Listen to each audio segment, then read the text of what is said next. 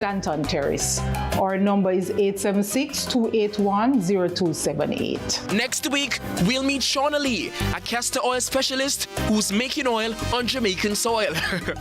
Until then, for Small Biz, Big Dreams, I'm Kevin Black.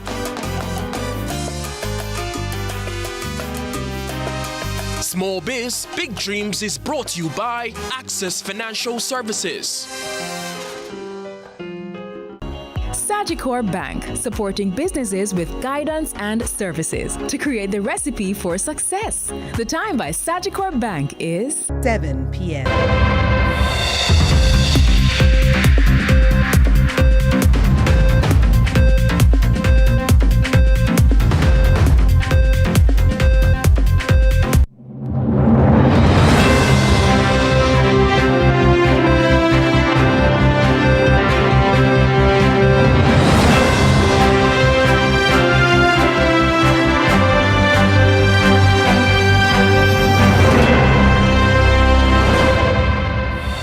Tonight in CVM News at 7, St. Anne bar operator sentenced to 11 years in prison after being convicted of human trafficking. CPFSA sheds light on growing number of missing children. Motorists fume over long waits at traffic ticket public days. Integrity Commission under scrutiny over investigative practices. For traditional flavors, Corona's fish, a second course. And in the business report, brick by brick with Barita. And later on in sports, Spain tops Belgium 2-1 to advance to semi-finals.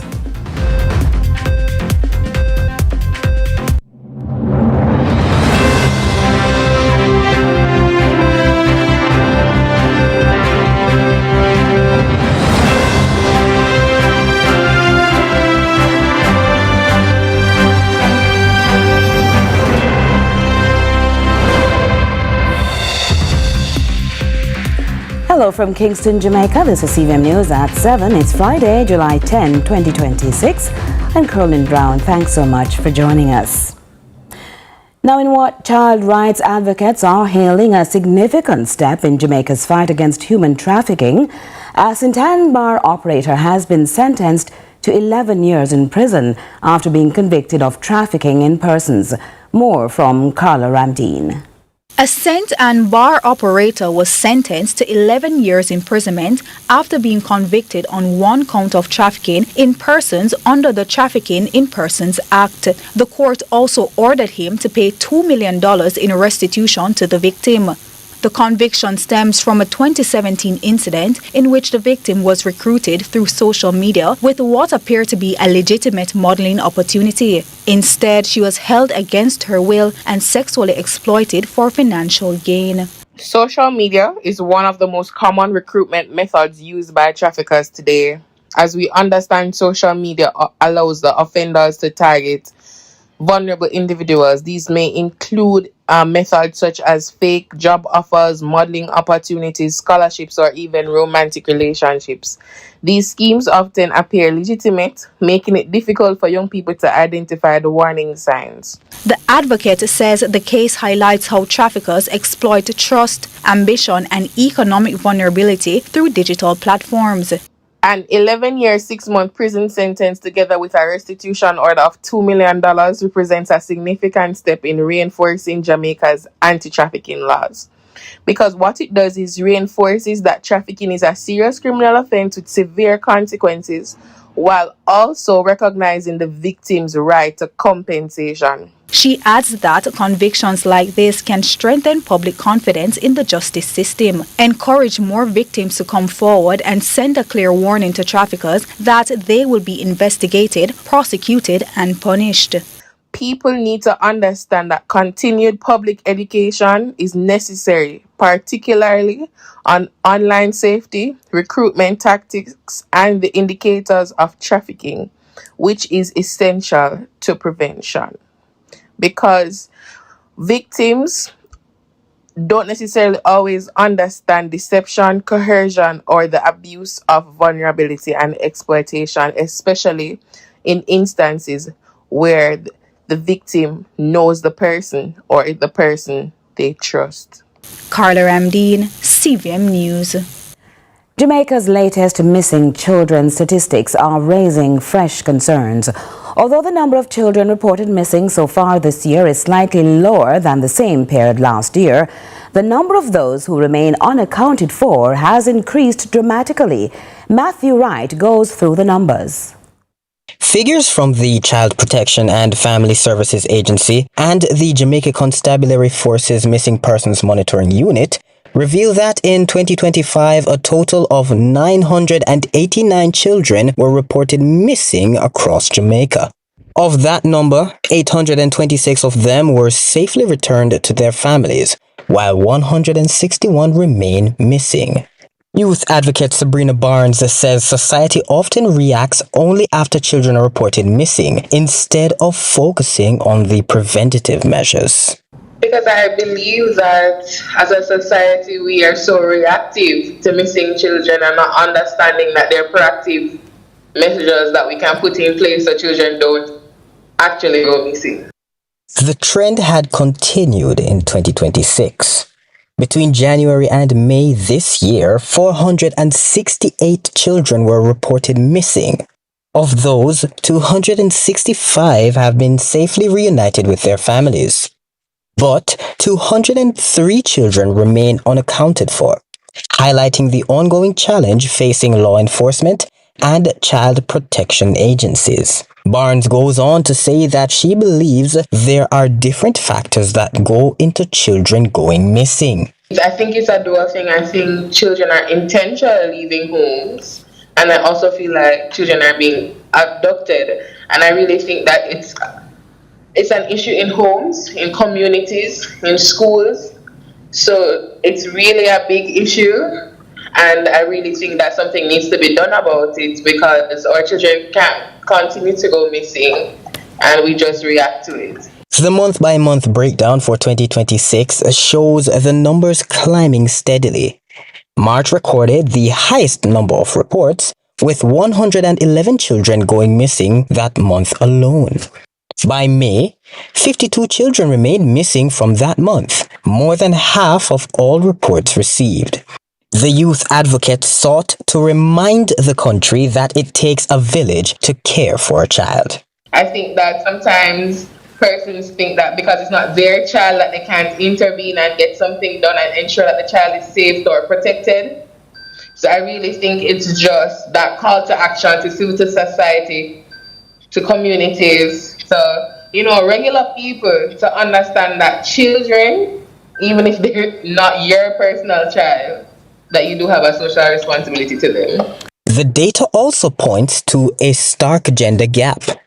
Of the 468 children reported missing between January and May this year, 375 were girls, compared to the 93 boys.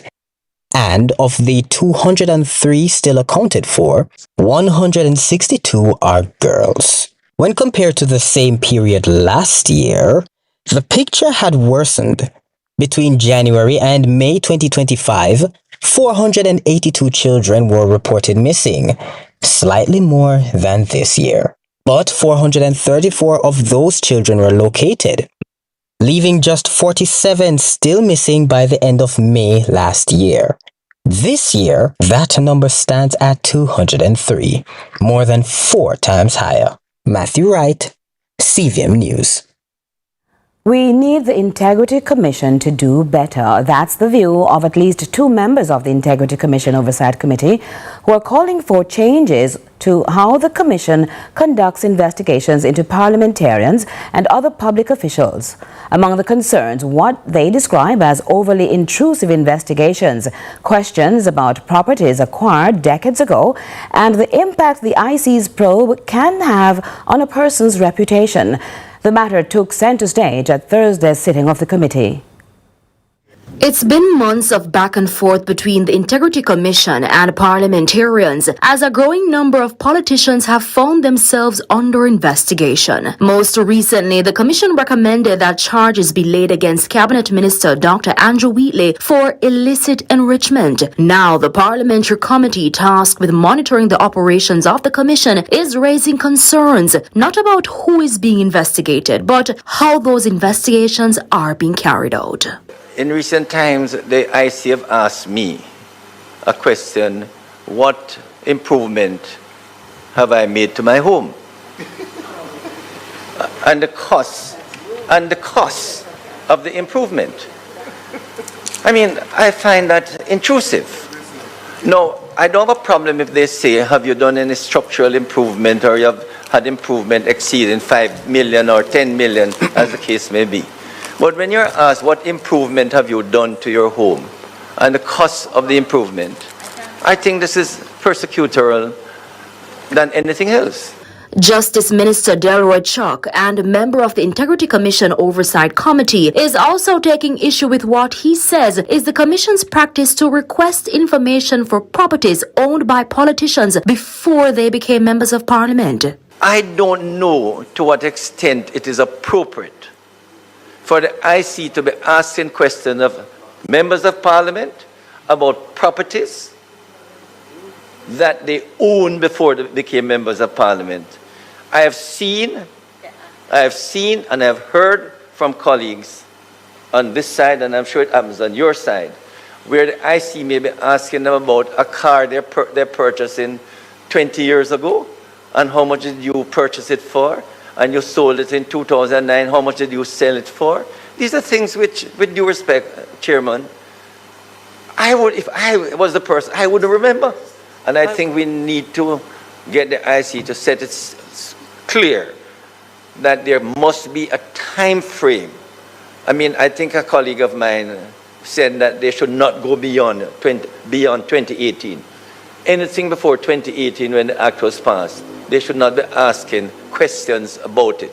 Meanwhile, former House Speaker and Member of Parliament Marissa Dalrymple-Philibert wants the Commission to be mindful of how investigations are conducted, as she says these probes can damage a public official's reputation. Notably, MP Philibert in 2023 was hit with 8 counts of corruption-related charges for making a false statement in her statutory declaration filings between 2015 and 2021. The IC determined that she breached the Parliament Integrity of Members Act and the Integrity Commission Act after she omitted from her statutory declarations for 6 years the fact that she purchased a 2015 Mercedes-Benz and used her 20% duty concession privilege to acquire the vehicle. Now, at the time, she resigned as MP and House Speaker before being brought back to the House of Representatives a year later. You cannot assume that simply because information is not provided, you know, it is something that you're hiding around. Because what it is that happens, it is very often, it can happen, it has happened, where you ask for information. For one reason or the other, you don't recall. The reality is in this country that once your name appears, there is something dishonest about you, and I think it is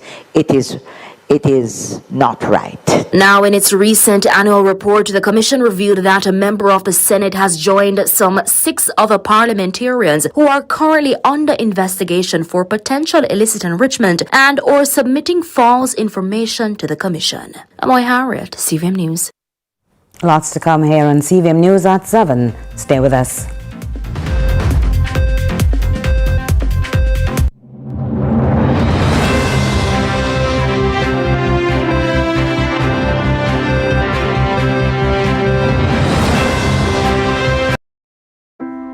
Before the first patty is made, there are hands that raise it, hands that grow it, hands that move it, hands that bake it, and hands that serve it.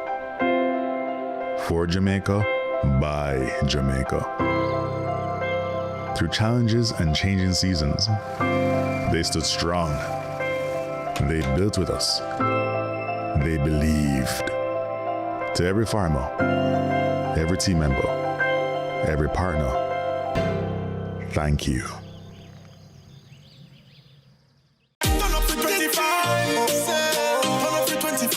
Could I drive out fresh in a MG ride with a staycation all inclusive flex? Yeah. I Yes, smart TV, PS5, and home upgrade. Turn up your winnings this summer with Digicel. Sign up or switch to postpaid or Digicel Plus. Buy a SIM. Top up with 5 bills or more. Buy a 7-day plan or higher. A smartphone deal or just pay your bill. Authorized under Section 58.3 of the Betting, Gaming and Lotteries Act. Promotion period June 24 to September 5, 2026. Visit DigicelJamaica.com for terms and conditions. Win-win KFC, big league. Join the league. Big league. Win a trip to Brazil, all you mean? Yeah. Big deal, meal deal, big match. Just buy KFC and win that. From now until July 20th, 2026, buy a big deal or meal deal for a chance to win a trip for 2 to Brazil. Courtesy of KFC. That's $500,000 cash from Best Dressed Chicken. 11 weekly winners score free KFC for a year. 65-inch TVs, smartphones, and more. Just WhatsApp your receipt to 876-784-7811 to enter and win big in the KFC Big League. Conditions apply. Authorized under Section 58 of the Betting Game.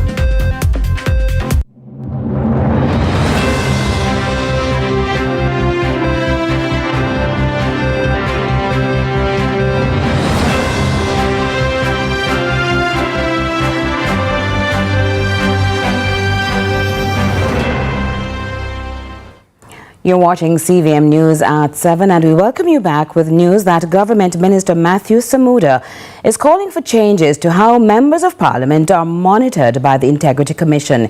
He says an independent body should review MPs' statutory declarations. We get more from Carla Ramdeen.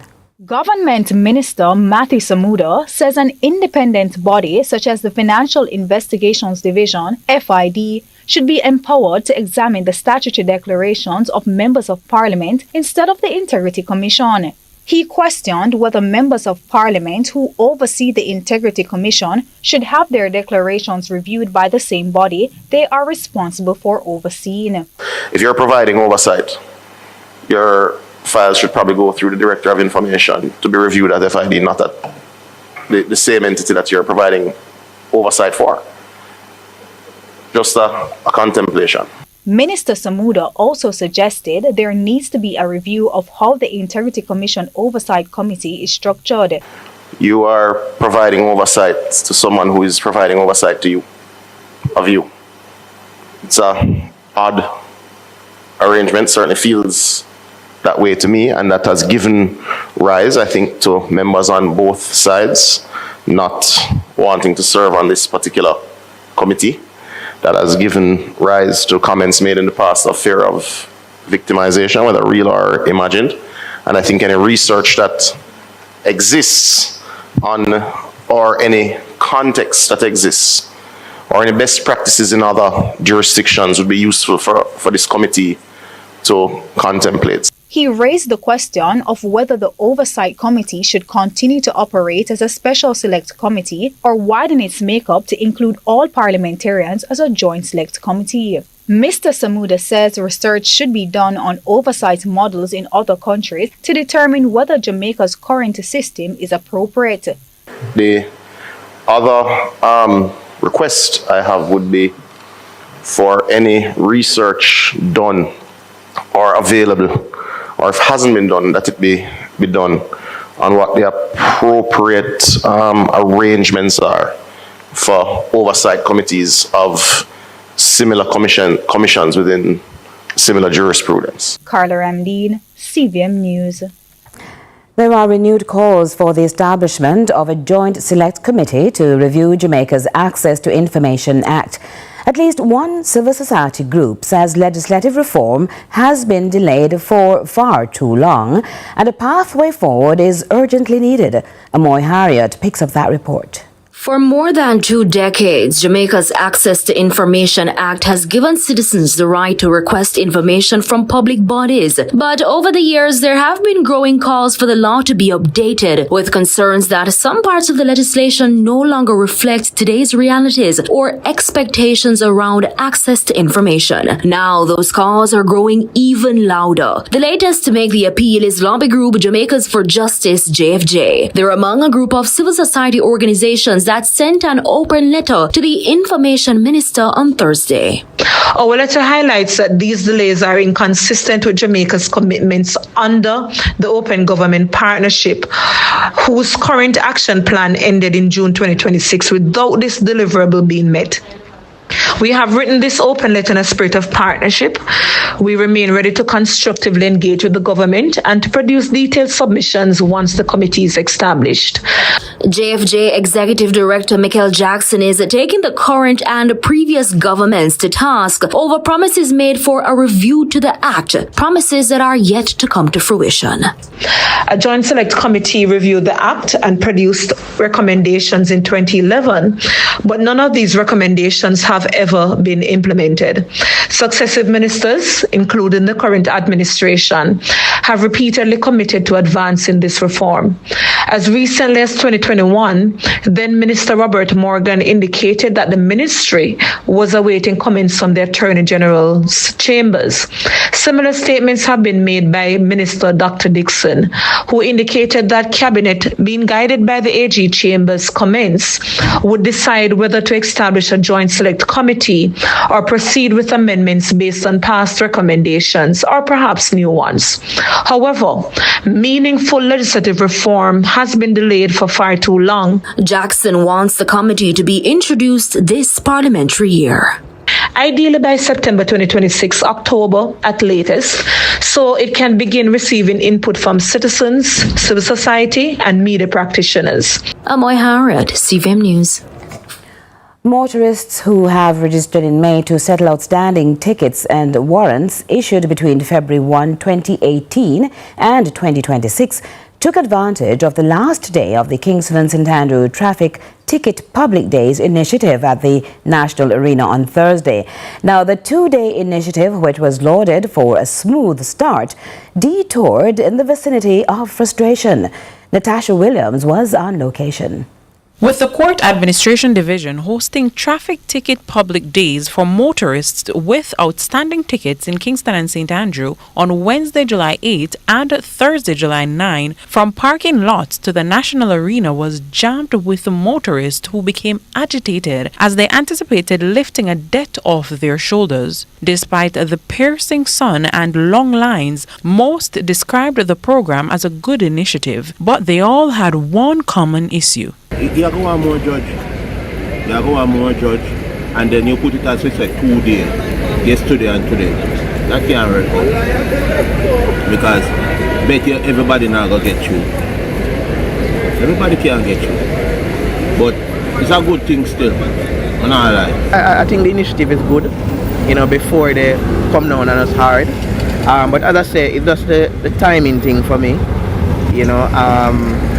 Because I've seen cases where persons come here and they spend basically the whole day, you know, even though they get the appointment, you know, so they spend like 4 hours, 5 hours, you know. So as I say, there's a room for improvement. He suggested that the portals could have remained open for those who registered before the May 31 deadline to make online payments. This motorist, however, said he was slated for a 12 p.m. appointment, but managed to complete the process hours later at approximately 3 p.m. His concerns were similar, although he commended the presiding judges on the ground for exercising what he said was good grace. It was a nice judge to talk to. She was our operator. We have 2 tickets. It was a seat there ticket, and it was a badge ticket, and then it was reasonable. She charged me $10,000, so I don't see the first or 5 problem. But it was a nice judge to me. But the process needs to just go a little faster to the amount of people. Mr. Blair recommended that the initiative should be extended to other parishes to help with the ticket backlog island-wide. While many were concerned about the long waiting time for taxi operator David Cameron, his worries ran deeper. We pay for the ticket them and them send them back. But we couldn't find the whole of them, but we find 2. We have to pay for the next 2 and we pay for them.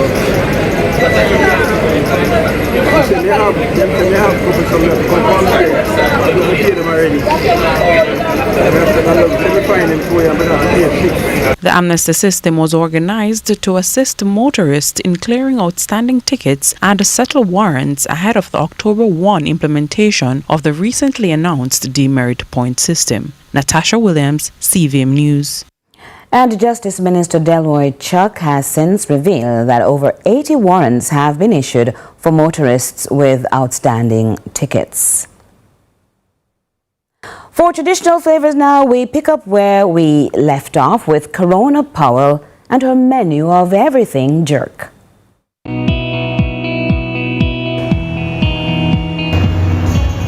Put 20 minutes on that clock. What's having on that Corona? Cold.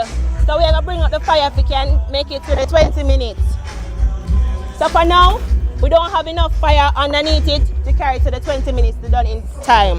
So we're going to do, we add some coal to it. You can just move it to the side. So everybody gets a piece of you. The man who sell coal. Yes, the man who sell fish. Yes, the man. The person who sell corn. And Miss Chin too. And who? Miss Chin. Wait. And Mr. Chin. Now Corona is very serious about what wood she mixes with the coal to fan her flame.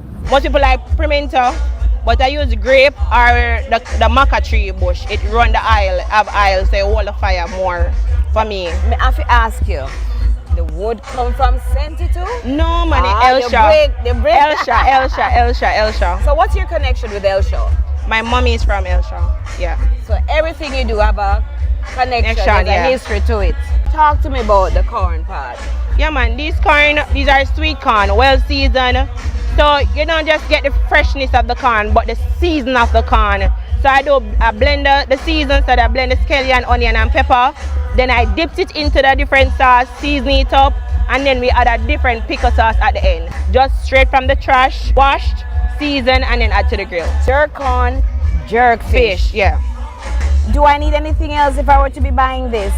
So I have a corn and I have a fish, and that's a belly full. No, we have the best bami. Remember, everything is a meal. You come to me, $3,000 give you a full meal. Bami, festival, planting. Plus I get veg. You can't go wrong with that. A 4 size that me I tell you. Yeah, man, well belly full. You know, it's nice to see our traditional stuff going places. Yeah. Places like where? Oh, this definitely, most persons are want to book me overseas and say, yo, I can't wait, I want to jump on the plane. I can't, like them want to eat it out of the phone. So, you understand, this will be definitely going places. I'm a food truck not drop yet, but for the persons who do not eat the seafood or who are allergic, yes, I have the jerk chicken roti wrap and the jerk chicken burger. That is really nice. Guys, please look out for my food truck coming by the end of this year. Yes. Totally, yeah. What about big fest? Do you go to any big festival events or any events? I'll be at Sunfest the 18th of July. You need to come check this out at Sunfest. Yeah, everything you see us and more. Yeah.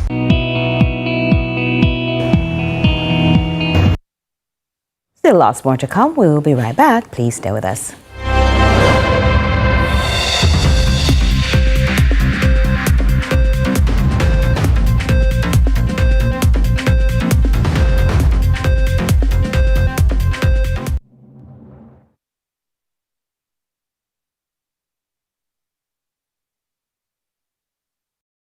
Win with KFC, big league, join the league. Win a trip to Brazil, all you mean. Big deal, meal deal, big match.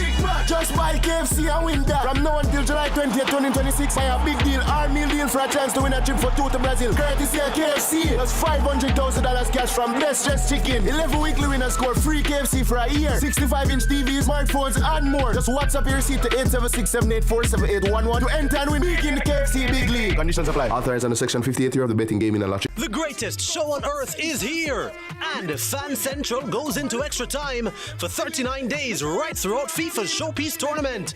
With a Pepsi in hand, of course. Catch the playbook with a tactical breakdown from our expert coaches. Come sit in our fan corner where you have your say on the day's action. Fame or shame? Who were the best or worst players of the day? And have a laugh as we share some of the best reactions on social media. After the final whistle, it's extra time. Fan Central Extra Time. 8 p.m. daily, with 10 p.m. shows on select days where there are 8 p.m. match kickoffs. Fan Central Extra Time is brought to you by the Pepsi Football Nation, where fans make the rules. Football, better with Pepsi. We also want to thank Digicel. Turn up your winnings this summer with Digicel. Yeah, man, you don't know a 2 Locks 876 Rebel, and I represent for CVM. See it happen. For the moments that are best enjoyed with your hands, enjoy them with a KFC Big Deal or Big Bucket. KFC, it's finger licking good. The Time by KFC is...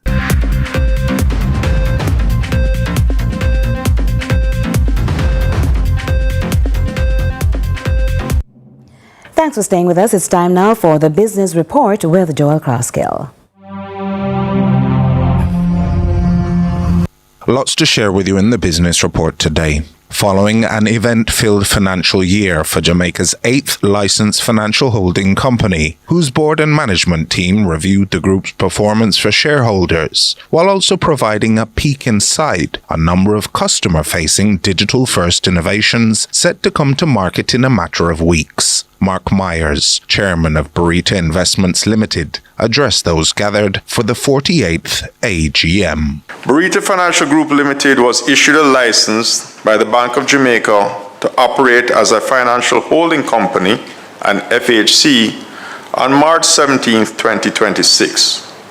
This milestone formally establishes BFGL as the financial holding company for Barita Investments Limited.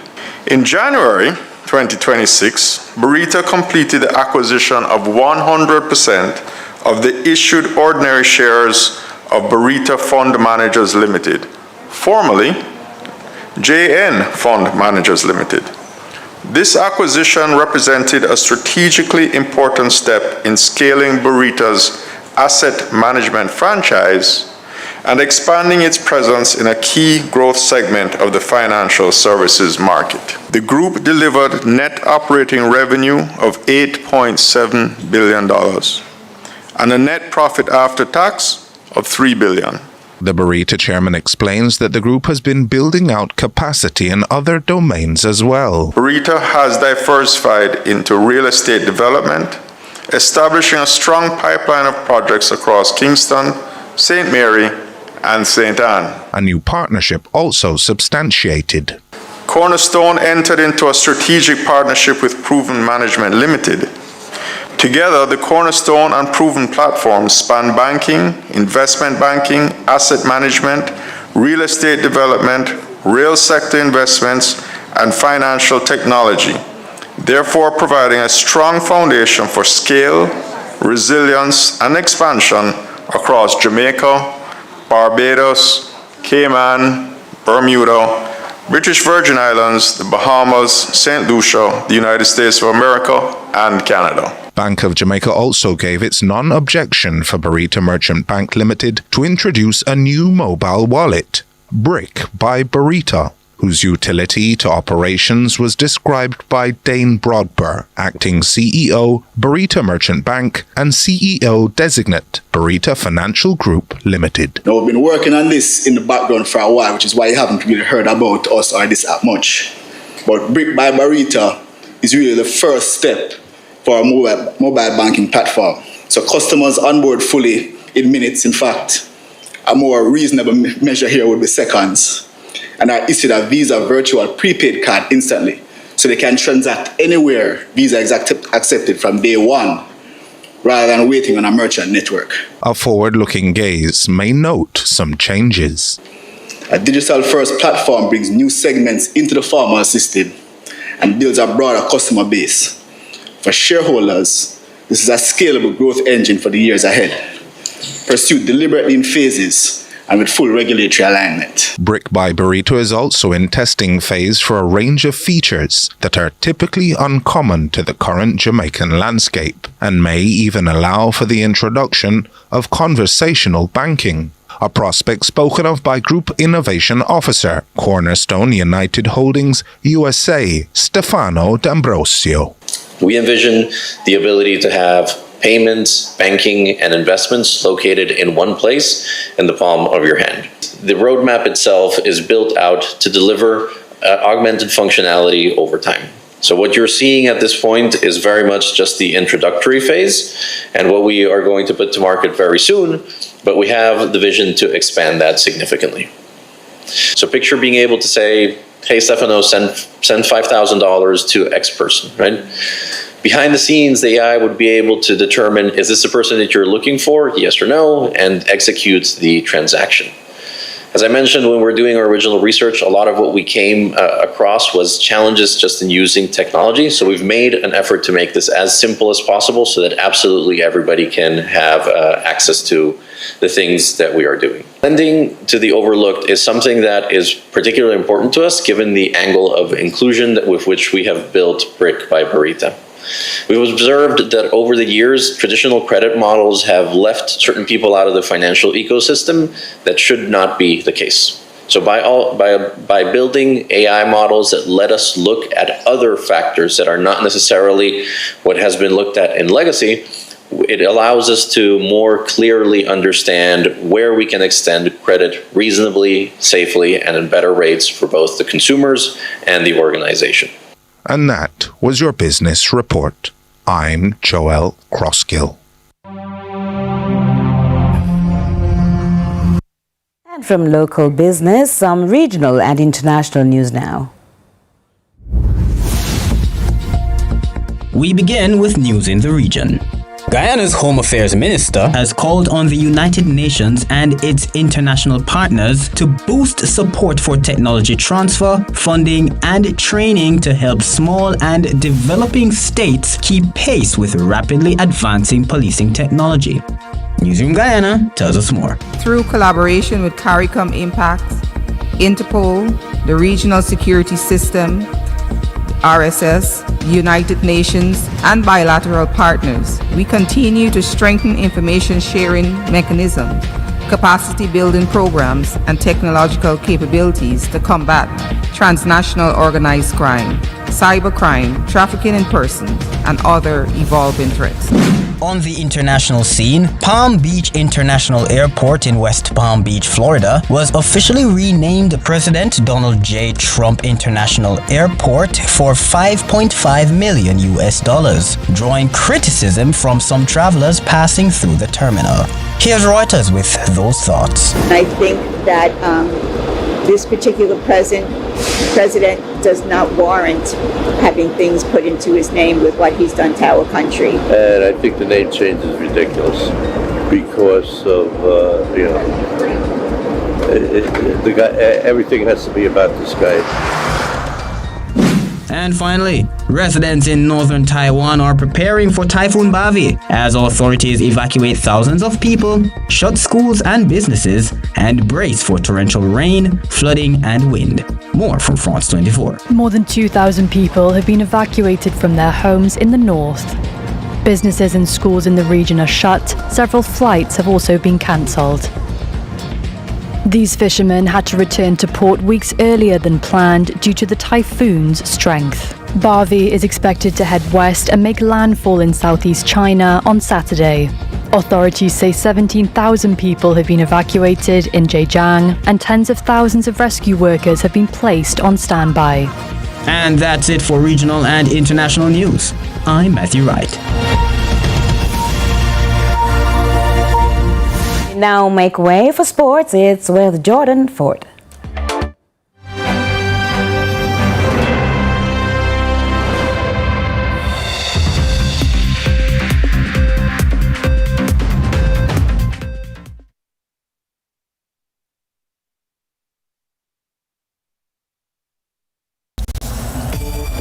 Welcome to the Pepsi Football Nation. Rule number 1, it's called football, not soccer. Rule number 2, they should get rid of the